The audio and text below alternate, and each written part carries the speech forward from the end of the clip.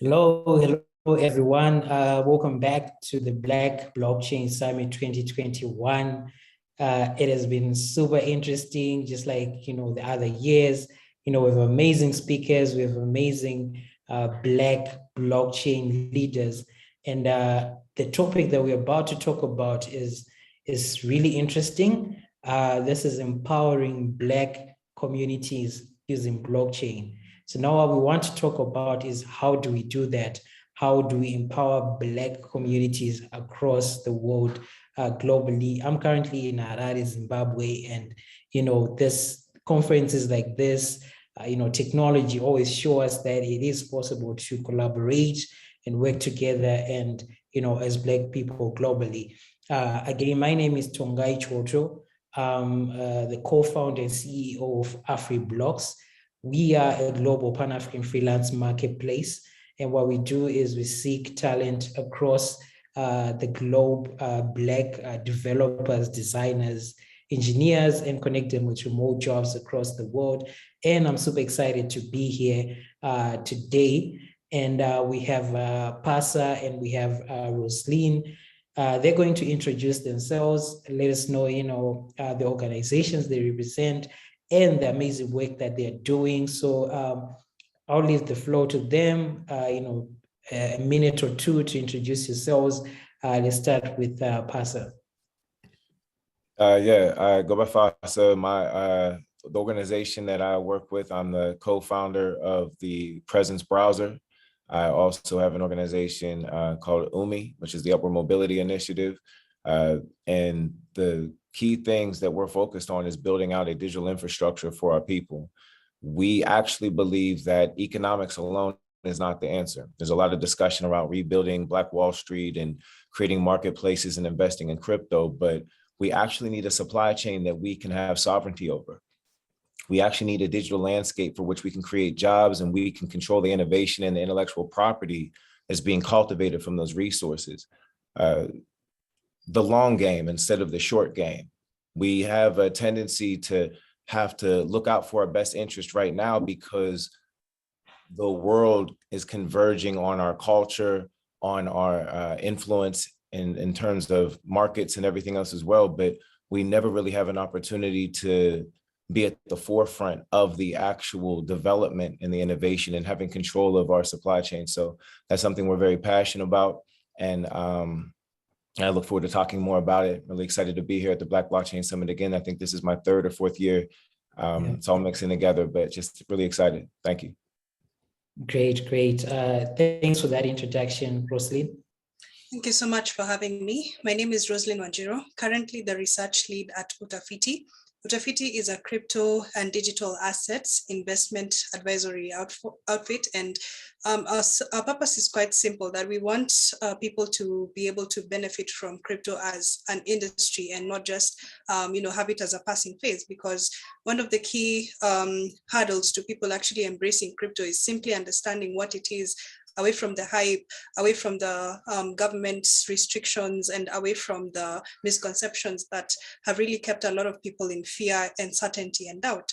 So Utafiti is basically in that nexus of just breaking down these terms, taking away the complex jargon and bringing it home, so that if you are a micro investor, if you are a, institutional investor, you'll be able to consider crypto as part of your portfolio. And, without the confusion that has really kept a lot of people away from that. I'm based in Kenya. My background is in economics, and I'm really honored to be part of this Black Blockchain Summit for the second year speaking. And I really look forward to learning from my co-panelists and the Black blockchain community all over the world. Amazing. Thank you so much, guys, for coming on. We're just going to get ahead into the discussion. And my first question will be to Pasa, what is Black empowerment in your own view, in your own thoughts? And what does it mean to Black people, Black communities, Black-owned businesses globally? Black empowerment in this space, I got this magazine at the Blockchain Summit 2018. Yeah. And inside there was an insert. And when you open up the insert, it has this big thing of a city, but I'll show you, like, it's basically shows the landscape of all of the different companies that are inside this digital sphere, this place. And I didn't see a single company of African descent that was really doing, like, that had any type of representation in this image. And I was like, wow, like, they've been building this under our noses. They have this entire thing, which is basically going to be the future, this blockchain technology, but we don't have our own infrastructure to be able to cycle resources or money for our own communities and stuff. So when I think about Black empowerment, I think about having one of these. I think about having a group of entities in the blockchain space that are actually working together in our own world, our own digital infrastructure, and having the ability to support one another in that way, whether it's capacity building, which is a big thing, making sure that we have access to top tier engineers. You know, when you think about it, a lot of our best and brightest have to go work for these companies because these companies can afford to pay them the type of resources that they need to be paid for that work. So we need to actually create this, but we have to first learn to be able to come together. So when I think about Black empowerment, it's first about being able to build an environment and to be able to work together within that environment, and then to create sustainable resources that will allow us to bring our best and brightest to the table so that we can collaborate on our ideas and start to build companies that aren't just apps. It's not enough to just be an application. We need to be building the platform for which applications are built on. We need to be providing the infrastructure and the resources for there to be more people that are being hired than just 2 or 3 software engineers for a particular project.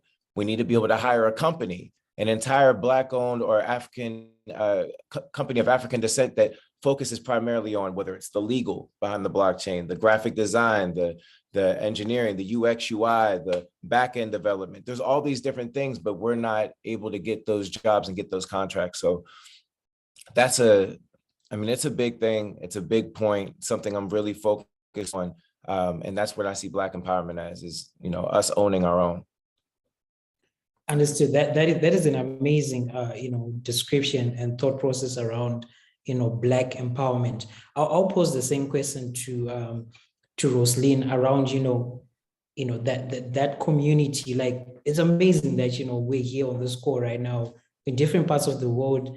We are Black people and we're working together and sharing information with other, Black communities globally. So how do we tap into that to continue to empower that person who just started to learn about blockchain today? All right. I'd share a bit of my story just to share in this context. So in 2017, I would say I was in a bit of a turning point in terms of career, and I was looking out for opportunities, either paid, employed, voluntary, or, I was just really getting out there. And I was also looking at my personal options, like, should I get into business? Should I, start my own thing? And well, some of the thoughts that I had back then, of course, were premature, but I'll say it was a mix of looking at opportunities within the policy and research space, international relations.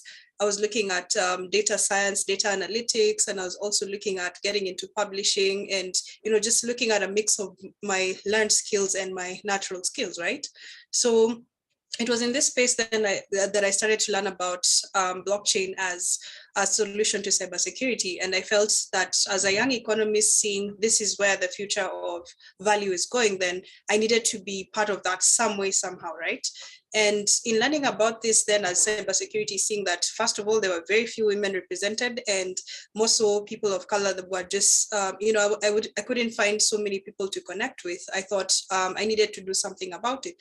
So toward the end of the year, I started learning coding, took up a few classes, and this was building up toward 2018, which was literally my turning point, because I got to meet so many amazing people within the blockchain and crypto community in Kenya. And I didn't exactly get like, paid work opportunities first, but I got opportunities to volunteer. And in these opportunities, my eyes were open to so many things that to date stand with me on a personal level, not just on a professional level, that, there's this whole world that's yet to be created. And one of the biggest shifts for me then on a personal level was shifting from a consumer who is looking for a job so that I can take care of a few bills and live a comfortable life, to being a producer that I have a voice, I have an identity, I have a story to tell.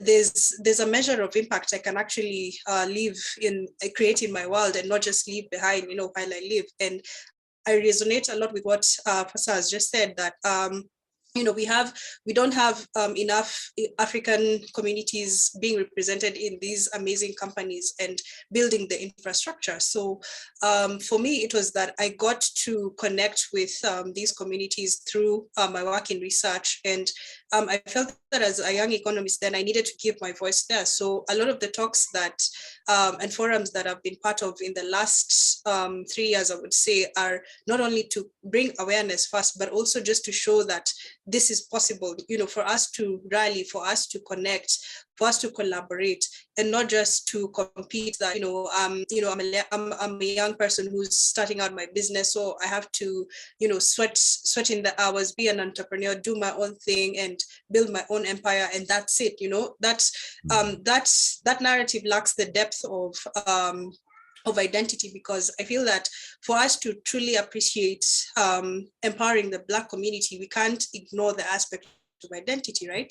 And in us embracing then our identity, then we are able to appreciate ownership, which is the next step of empowerment, that I can own my identity. Therefore, in owning my identity, I can own my voice, I own my creativity, I own the kind of relationships that I have, I own the kind of work that I do it with honor. And therefore, I can appreciate what blockchain as a technology then can leverage what I intend to do, because my view is that it's not a blockchain is doing this for us. We are the ones who are doing it. It's just that we have this tool in a unique way as compared to other tools that we've had before in time. Of course, internet itself is powerful, but we're still unlocking what that means, and even now still understanding what blockchain can do for us in terms of community resources and ownership alone. So my key points in that regard is that first is a shift from consumer, from a consumer base to a producer base. And secondly, walking into ownership, that we are owning our identity, we're owning our culture, we're owning our expression, and not feeling and not treating it as something that we have to be apologetic toward. There's a lot of I would say controversial reference around the Black Panther movie in, I think it was released 2018, but, however you view it, my view is that it did awaken in us a sense of, being I would say rooted and proud of our culture, because it's so diverse, it's so rich that it just can't have one dominant expression that this is the totality of, Afro culture or Black culture all across the world, right? So it's for us to embrace this diversity and share it as a gift to our world, because really it's time. I'm not just saying that it's time for that, but really it's time for that. So thank you for the opportunity to share my thoughts. Can I just touch on something that she said? Sure. A couple of things. First off, thank you for that. You made me have to, I would have notes. I'm going through my notes and everything. You said some really great things. One of them for sure was converting people from this mindset of consumer to producer. See, we transitioned from an industrial age where, the blood and sweat means that you get paid money, and you get some type of value from that. But now the data collected from that blood and sweat in this information age is worth more than any swing of the axe or any actual manual labor that you would be doing, because data is the gift that keeps on giving. Where's that data coming from? It's coming from people. So people are actually producers when it comes down to this digital economy, this information age, but we're only being represented as consumers. And as a result, you get this predatory use of technology that's exploitative specifically towards our community, where we're going to take your data in the for-profit space for market research that's going to drive capital markets, or we're going to under the guise of community-based participatory research with nonprofits, we're going to collect your data on your behalf to try to get money from the government, which is your tax dollars at work, to be able to bring value to you that might not actually be the value that you need, because the key performance indicators for what's considered to be value exchange are all based off metrics that maybe I didn't consent to myself. Like, that's not value to me, but you're not going to listen to that. And that's where having an opportunity to have data sovereignty, which was something that you're kind of mentioning, I think is extremely powerful. If we don't have data sovereignty moving into this last phase of the Industrial Revolution, I would say it's over for us. Yeah, I would say that we actually won't have a chance to be able to build the infrastructure that we need and do a lot of the things that you were talking about, Rosalind. So I really wanted to just give you your flowers on that. I appreciate what you're saying, and that's a really good point. So thank you. Yeah, and I also really like the mention around, identity and, who we are as a people. We always talk about the concept of Ubuntu, I am because we are, and, this is the part of the community aspect. And I guess my next question to Pasa will be around, both of you guys have been, I think you both mentioned 2018 as a point where, you're really into cryptocurrency and blockchain technology. So have you seen a shift in Black people starting to use and to learn these technologies from 2018 to now we're in 2021? Yeah, I have to be honest in that. Yeah, for sure. Definitely there's a shift. Blockchain's becoming a thing. Like, my cousin hit me up. Hey, I just got my digital wallet. Can you tell me how to purchase some coins? The NFT market has become something of significance, especially because NFT being able to capture expression and culture, like Rosalind was saying, music. Like, we really drive markets with our ingenuity and our creativity and resilience. So yes, blockchain kind of fits this, but what I have also seen is a lot of regulation come into play. A lot of different things that I saw in previous summits where people were worried about, those grumblings of the regulation's gonna marginalize our community where we can't afford to get into the space, or we can't afford, like, that stuff is happening.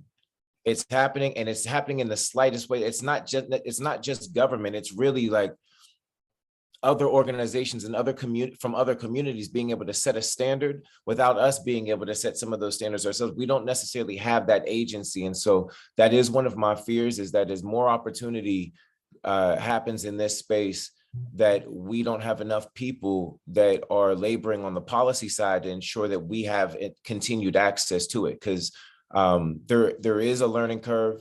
It is it's technology dependent. Like, you really have to have access, and we have a digital divide, especially in this country, but across the world with our people. So having access to it is something that's important. It's one of the reasons why I appreciate, I don't know if Black blockchain billionaires and some of these other groups that they do a lot of, there's a lot of conversation that's happening even in Clubhouse rooms to introduce new people to what's going on in blockchain. I just want to make sure that there's enough happening on the infrastructural side to ensure that we're not getting closed out in the process. That's amazing. What are your thoughts, Rosaline, around Black people's participation, from the time you were introduced into blockchain and cryptocurrency to date? Well, I'll say that the shift has been quite incredible, because even among my family, my friends, the questions come in and someone is like, I've been following this particular asset, I've been trying this particular currency, which exchange platform should I use? Which storage platform should I use? And I know then that, they're embracing it one step at a time, right? But on the other hand, one of the things that, as Vas has pointed out, is that the digital divide, it's quite painful, because then a lot of people remain in this cocoon of fear, whereby if the government hasn't endorsed, for instance, cryptocurrencies, then naturally they don't want to hear anything about it. And in some respects, you can understand the fears that they have, because they don't want to be associated with anything negative, and they just don't want to be in any bad books. But it takes up after some time, they're like, I wish I had listened to you, when you were talking to me about this a year or two or so ago, right? And you have to respect people's learning curve in that sense. But one of the other gaps that I see is that there's yet to be an appreciation of data as an asset. That you find that for so many people, their perspective of wealth or wealth creation and being rich is that you either have land or you have some sort of building, or you have not necessarily even a business as of yet, because that shift from tangible assets to digital assets is yet to happen for so many people. So one of the objections that, for instance, I receive when talking about cryptocurrencies is that they don't have underlying value and they're too volatile, right? But we can argue the same for literally fiat and even land, because just because I buy land in in a suburban area and in a few years some level of development is expected, that's also speculation, because there's no guarantee that the municipality will come and actually bring roads, electricity and water, internet services over there, right? So for some people, they find that you've held onto this parcel of land for 10 years, 20 years, you've even forgotten where the specific land is, right? And it's really painful then when you're trying to recover your resources back, and you realize the documentation that you have to deal with is already a monster of a nightmare for you to deal with, right? So the mental shift that still has to come is in appreciating digital assets as much as physical assets, because we can argue for both benefits, pros and cons either way, whether we're talking about digital real estate or physical real estate, right? So the more we have, person to person, family, barbecue, coffee conversations about this, that's really where the change will come about, because it's not even about generation, but really an issue of safety, that if I put my money in this particular cryptocurrency or this particular blockchain initiative, whether it's community, whether it's someone I know that I don't know, I just want to know that my money is safe, right? So the thing is that the conversations around the usability of both blockchain and crypto have to be as safe as possible for across the divide, whether we're talking about young people, old people. Away from the hype, it has to be a safe conversation so that you're able actually to convince someone to know that their money just won't disappear into thin air. Utility. I love what you're saying, right? I'm sorry, brother. That means everything that she's saying, like utility is everything.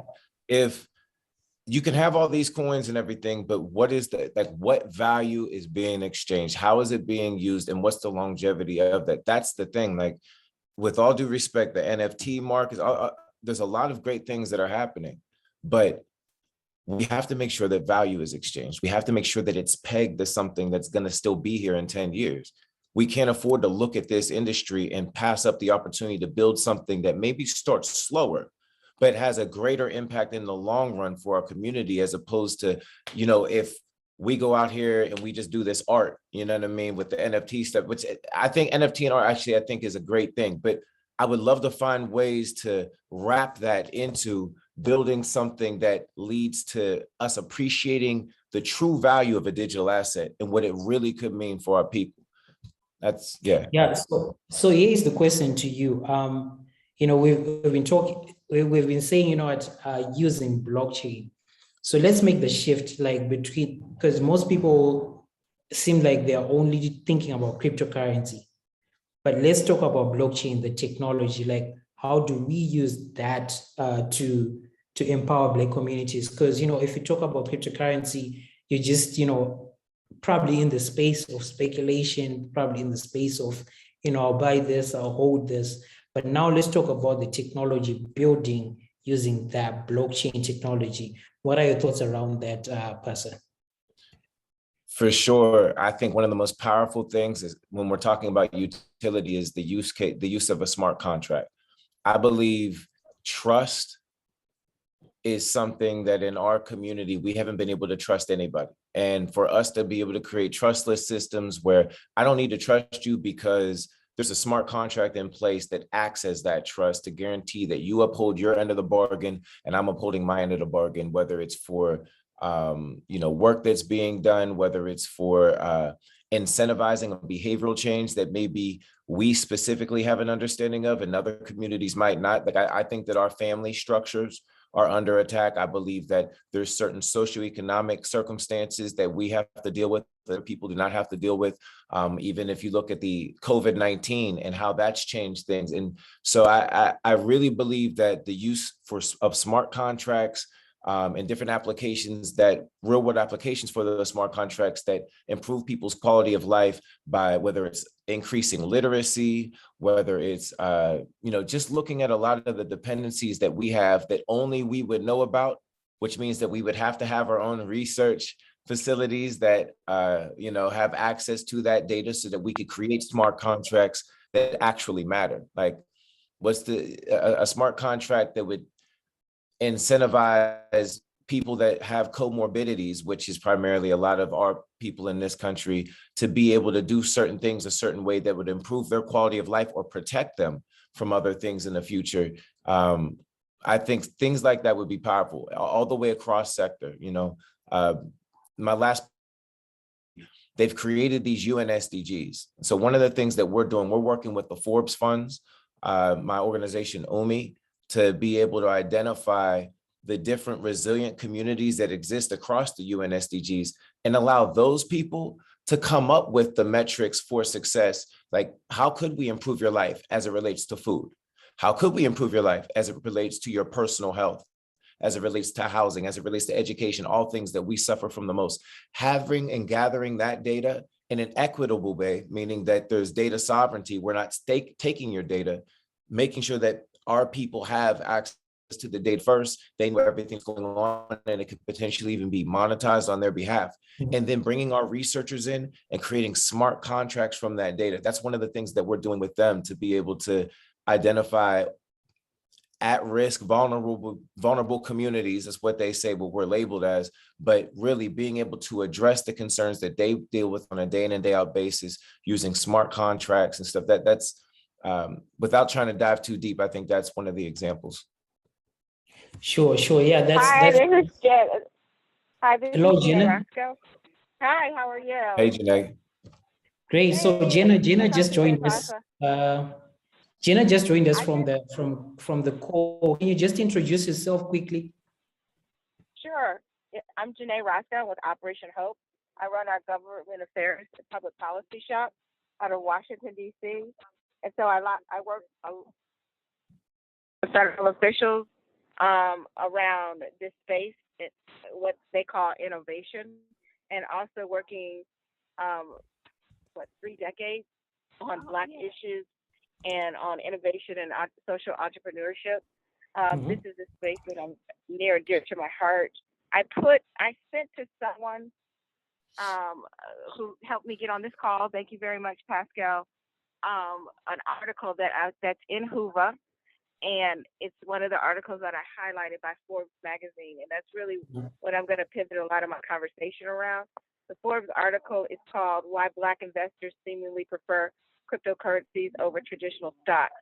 And as we speak, 44% of cryptocurrency traders being investors of color, and that's up from 35%. That's showing you the trend that people in our community are investing in access to capital opportunities that will grow their businesses and grow in their global community through the Bitcoin and the cryptocurrency space. So I'm really excited about being a part of the summit and adding that kind of input and insight that we've been seeing within our own company. Great. That's really helpful, because we just mentioned about the shift from 2018 to now, that more and more people are investing and learning about cryptocurrencies and blockchain, particularly in the Black community, which is amazing. My question to Rosalyn is around the horrible, terrible pandemic COVID-19. Has that accelerated the growth of Black people in cryptocurrency and blockchain at all, or what has been the shift in thought process within the communities that you work in?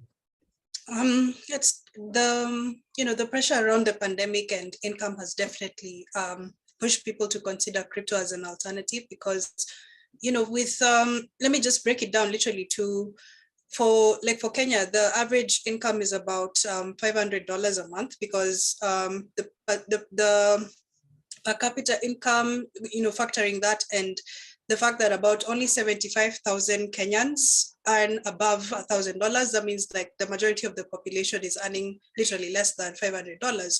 So within this $500, for someone who has a family of, let's say, 2 kids and or even 3 kids, or even just 1 child, you're taking care of fees, you're taking care of your rent, basic utility bills. You just have about, let's say, $50 to $100 at most to invest in anything that's, that could actually bring you extra income. So for a lot of people, they try, a lot of businesses that have to do with fast moving consumer goods. So selling, I don't know what you call them locally, maybe, but smokies, small sausages and eggs and just quick snacks that someone can buy on their way, or samosas and things like that. And it's as diverse as you might want to consider when you visit these sites. But let's say the average income, the average disposable income someone has to invest is between $50 and $100, right? So within these $50 to $100, best options that might be known are, the conventional investments like mutual funds, unit trusts, which will give you about 10% or 11% at most per annum. And well, those are, typically safe, and stocks will perform, definitely better than that. But looking at crypto, for someone who has that $50, that $100, if they pick a crypto that will give them even 30% return in about 2 weeks, then it's definitely a shot for them. And if they're able to recoup their initial investment within 3 weeks, within 4 weeks, then we're talking about someone who's able to multiply their initial capital to 3, 4, 5 times in a few months. And a lot of young people have actually embraced that, because it's the concept of literally starting with nothing. Because for someone who is in, let's say, campus, and all they have is their parents' weekly allowance or some pocket money that they have from their parents, then that's what they start with. So literally from that range of about, let's say, $10 to $100, then a lot of people are looking at this as, where can I literally multiply these resources? And it's working out well for some. For others, it's still figuring it out. Some have gotten their fingers burnt, but I think one thing I love about particularly Kenya is that the resilience that people have in just trying one thing after another. It's quite amazing. So it works pretty well for us. Great. So Pasa, can we say that cryptocurrency is helping close the wealth gap, or it's not? You're on mute, sorry. I was saying, it's all we have. Like, this is I hope that it is doing that. It seems as though it's giving us an opportunity to create community, to collaborate with one another. It seems like it's that beacon of hope. We need to make sure that we're working together in how we approach it. We could easily approach it in a very opportunistic way, and maybe there's a few of us that get ahead, maybe not, but we're stronger if we come together and we build an infrastructure, because that's what they did. They went and they built an infrastructure. You have exchanges working with exchanges. You have cryptos working with other cryptos. You have, I have a there's just so many different things that they're doing, and because they understand it's such a big space that they don't have to compete against one another, because they can grow together. And you can be Visa and MasterCard. You can be, it really is something that I hope that we're able to capitalize on the right way. It really comes down to us being able to come together and get past, whether it's cultural differences, whether it's socioeconomic circumstances, whatever it is, we really need to figure that part out. Thank you. So Jenna, you can jump in on this. Does cryptocurrency and blockchain, or has it helped close the wealth gap? Well, I'm going to hit it from the that I sit in every day, and that's access to capital with mainstream financial institutions. Bitcoin and cryptocurrency is provocatively making it better for people to have greater choices who are usually left out with convenient products for themselves at mainstream banks and credit unions even. So I'm excited to see how statistically people of color communities that have lacked great access to capital with low funds are able to make savings, investment, and smart money moves through Bitcoin and cryptocurrency. Great, great. That's really helpful. I would like to take this point. Pastor, you mentioned, those as Black people that we need to build these technologies, we need to collaborate and things like that. So right now, my question I'll start with Roslyn is, what are some of the best Black-owned platforms, technologies, products that you've seen in the blockchain and cryptocurrency space that you would like to recommend to our listeners? Oh wow, I have so many. But okay, let me just do a quick run through from East to West Africa. So East Africa, the WIVE protocol, definitely Melanin Solar. Within Kenya, there are quite a number of blockchain communities. My goodness, I think it's better if I send like a list of links. Yeah. Yes, I'll send a list of links that people can definitely look at. In West Africa, there's the Africa Blockchain Institutes on the forefront of education. South Africa, there's the UABA. I mean, there's so many. My goodness, let me send a list, because I'm too excited to mention all of them in quick succession. But they're really amazing projects doing amazing things. I think I'll just chime in on the previous thought is blockchain and crypto bridging the wealth gap. Right now, no. Why? Because for so many people, they have to appreciate what wealth truly is, right? Because it's not just having a specific set of resources or influence or affluence, right? So for instance, let me pick something that's really cutting across all African countries, that the ownership of land. In some communities, women are not even allowed to own land. So, if you're the only female heir of a man who had parents who had vast tracts of land, then, somehow you're cut off from that. One way in which blockchain tech can easily become a big win in Africa is literally solving the ownership and transfer of land for so many people, because so many court cases are tied around just that inheritance of that. And away from the inheritance of land, then how is this land used? Because for some people, just having the land idle, just no further value is created from that. So someone may arguably have a lot of land in their name, but if they're not creating further wealth from that, then did they really receive wealth, right?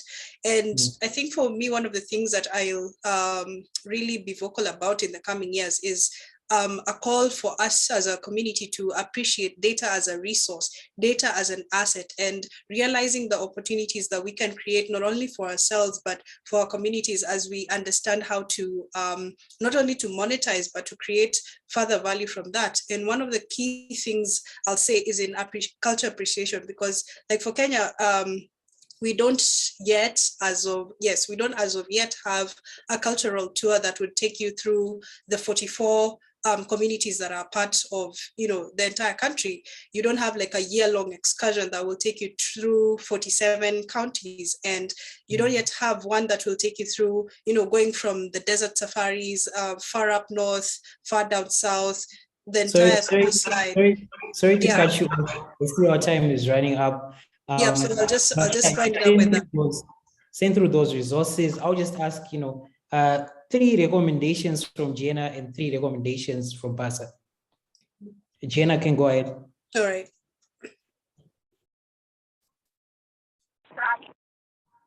So I'm going to focus a little bit. Well, the obvious one is the actor, Hill Harper. He's created a digital wallet. It's a lot of stuff in this space. He's getting a lot of people hyped around that. I'm focused on Black women who have been doing it. There's a Black Women's Blockchain Council that I'm going to be talking about and highlighting as key women, Black women who have invested in the space and are using the platform. So that's what I'm going to highlight. And I will, as a follow-up Great. today, send you the links to those 3 entities. Great. And Pastor? I want to throw our hat in the ring on this. I'll say that the presence browser that we're building, all of these things that we're doing, they need to be done in an environment that we can control, that we can own. Everything, what Rosalind was saying about digital real estate, we've actually created that environment inside the meta space, inside this meta layer between the digital and physical world. We're really excited about that. Hopefully we're able to get some information out to you also. That you can And Bridget. That's in Presence Browser, Bridget, and with Umi Score for sure. So thank you again for doing this. This is a great opportunity. Thank you, everyone. Thank you, everyone. This has been amazing. I'm sure our listeners, benefited a lot from this. Happy to have you on this, and we hope to have you again next year. Thank you so much. Thank you. Bye. Thank you.